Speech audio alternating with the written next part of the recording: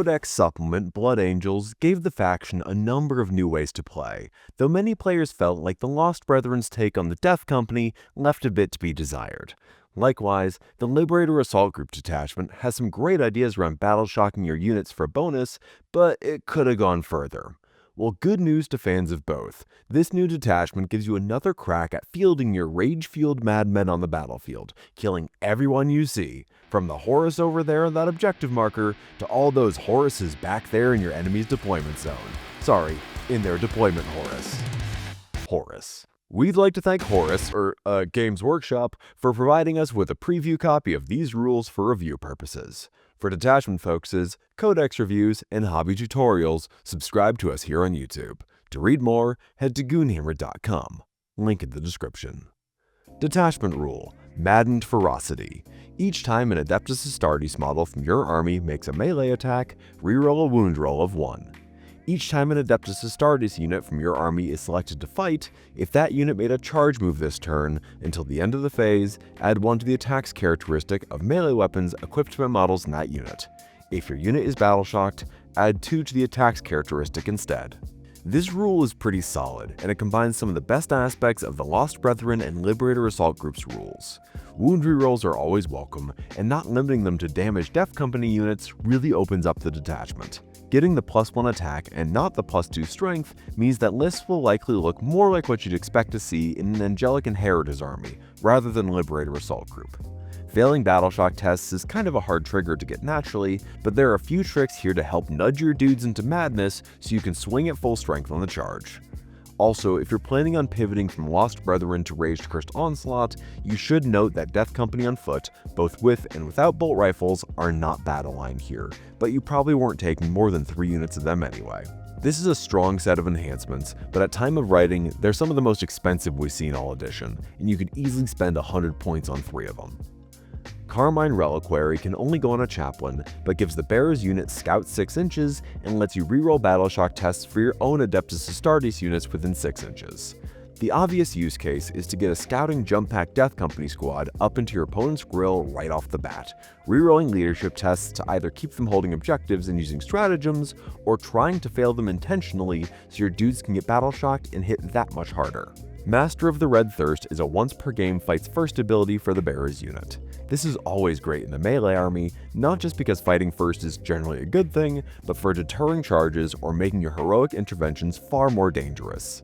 It's only usable once, but you usually only need it once. Sanguinary Tear gives friendly Death Company units within 6 inches of the bearer +1 to the strength characteristic of their weapons. With the way it's worded, that's all weapons, not just melee ones, so enjoy your Strength 5 bolt rifles and Strength 10 multi-meltas to go along with your boosted chainswords and power fists. If that gets FAQ'd, it'll still be useful in an army all about tearing it up in melee. Angel's Fang gives the bearer's melee weapons sustained hits 2 against character, monster, or vehicle units. It's a great pick on most characters available to you, though since Death Company jump pack captains already have sustained hits 1, you can probably skip it on them. The 6 stratagems here all offer solid effects, and 2 of them let you give in to the Red Thirst, becoming battle-shocked in exchange for additional bonuses. Armor of Contempt is here, and it's the same as it is everywhere else. Reduce incoming AP by 1 for a single unit's attack, boosting the durability of your unit and keeping them on the table. A Grim Warning lets you sticky an objective, provided a Blood Angels unit was controlling it when they died on it. Sticky objectives are always handy to have, but this notes that it has to be a Blood Angels unit, not just a generic Adeptus Astartes one. That limits its use pretty significantly, but if you can use it right, it can still be very useful. Insensate Rampage gives a Death Company unit a 5-up Feel No Pain until the end of the shooting or the fight phase.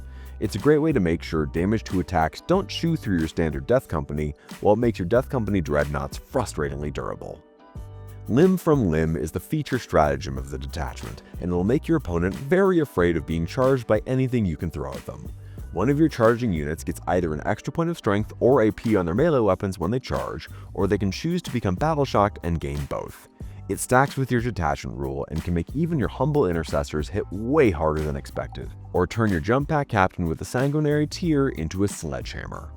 Deathless Duty is a guaranteed fight on death stratagem, letting Death Company models make their attacks before being removed from the table. The threat of mutually assured destruction is very powerful, and it can allow you to hold on to the momentum of battle even though you've lost a powerful unit. Death Company with automatic fights on death are insanely scary, and become a unit that nobody will want to interact with. Red Wrath lets a unit shoot or charge after advancing, or become battle shocked and do both. Blood Angels don't really have a whole load of units that want to shoot and charge outside of maybe aggressors or Vanguard veterans with Inferno pistols, but the real value is intentionally battle shocking your unit for the extra attack on the charge. Because this is used in the movement phase, if you battle shock with your unit, you won't be able to reroll your charge roll with a command roll later, so be careful how you use this one. The good news is that Death Company with jump packs natively reroll charges, so you're free to go ahead and let them give in to the red thirst all the time with this one. This is an interesting detachment. While there are times in Liberator Assault Group when you want to take the double benefit from being battle shocked, in this army, you just want to be battle shocked pretty much all the time when you're fighting in combat. That's an interesting dynamic, because it's liable to cause issues every now and then when you want to do things like steal an objective from an enemy unit with a consolidation move, or when you need to use a stratagem on one of your units. If you couldn't guess, it's a melee-focused detachment, and as a result is competing with the Liberator Assault Group, where the +2 strength and +1 attack bonuses are both pretty solid.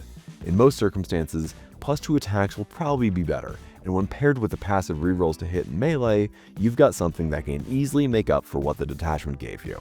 What you get here is a detachment that's much better at playing a reactive game. Guaranteed fight on death, fights first with Master of the Red Thirst and Insensate Rampage all give you a better way to handle incoming attacks and respond to different types of threats. It can also play more aggressively than the Liberator Assault Group, and is likely to go harder on units like Death Company, particularly since you lose the ability to fall back and shoot. That's not a huge loss, and ultimately what you end up with here gives you exactly the tools you need. One question you're going to have with this detachment is on the role of chaplains. Jump chaplains already provide an important service here, especially with the Carmine Reliquary enhancement, while a single foot chaplain might be useful for selectively removing battle shock from a unit. You're going to be playing around with battle shock mechanics a lot here, so having more control over that is a good thing. There's absolutely a case to be made for flooding the board with 30 Death Company with jump packs, but Sanguinary Guard and regular jump pack intercessors will also be useful for objective play. Either way, the plan is to get into your opponent's face early and often, and consider objectives and scoring kind of an afterthought. After all, your opponent can't hold an objective if all of their models are already dead. Now let's go over some strengths and weaknesses. Aggression. This is an extremely aggressive detachment, in an army that already has some fight phase heat with their other options. There's a lot here to ensure that whatever you touch, you kill. Wound rerolls. Your already strong attacks are even more reliable here, especially with rerolls to hit from Death Company and on your Oath of Moment target. Sticky objectives. This detachment pulls you towards avoiding objective holder units to afford more heavy hitters, and though it's harder to use than most sticky objective stratagems, this one can help you hold on to primary points that you might otherwise miss, and punish an opponent for daring to shoot your dudes off of objectives. Now unfortunately, this detachment is command point hungry. One of the downsides of having 6 great stratagems is that you actually want to use all of them. Blood Angels generally lack command point generation, so you might look to captains to help keep something like Deathless Duty an option while still getting to use the battle shocking stratagems. No access to Lance. Most of the other Blood Angel detachments have a stratagem that gives the unit's weapons the Lance rule on demand, and it would have been great to combine this with rerolling ones to wound. Single-minded aggression. When you have this many melee weapons, you really want to use them. The desire is there to give in to your inner orc and rush your entire army up the field, but more times than not, that'll just lead to your demise. You still gotta play smart and you gotta play cagey, even if you're swinging a power sledgehammer over your head. We expect this to more or less replace the Lost Brethren detachment as the way to run Death Company, and there's enough power here that we expect to see players at least trying to make it work competitively. The big question will be whether running a ton of power armor jump units is viable, and if so, how many you'll need to get the job done. If there ever was a detachment to run 60 jump packs in, it's this one. If you want to read more about this detachment and check out a sample list, head over to goonhammer.com. Now why don't you hammer of wrath that subscribe button and support us on Patreon to ensure we keep making videos like this one. You also get Discord access, extra features on tabletop battles like faction-specific resource trackers, plus bonus podcasts.